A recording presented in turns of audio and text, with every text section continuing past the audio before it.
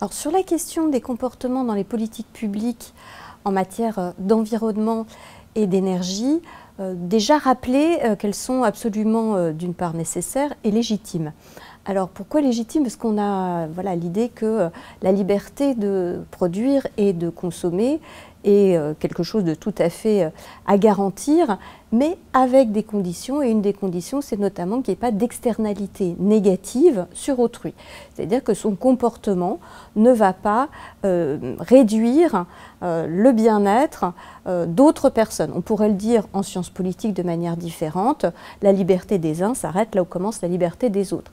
Et en matière d'énergie et d'environnement, c'est non seulement le bien-être et l'utilité d'autres personnes autour de nous, mais aussi dans le reste de la planète et dans le temps les générations futures. Donc il y a une vraie grosse raison à agir sur les comportements et les pratiques.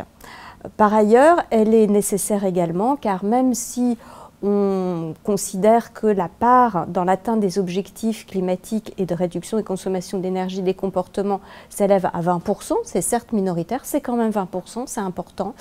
Et les enjeux sont à ce point majeurs et les efforts sont à ce point compliqués à mettre en œuvre qu'on ne peut pas s'asseoir sur 20% de gains. Donc oui, c'est nécessaire, légitime, il faut le faire, il faut faire évoluer les comportements.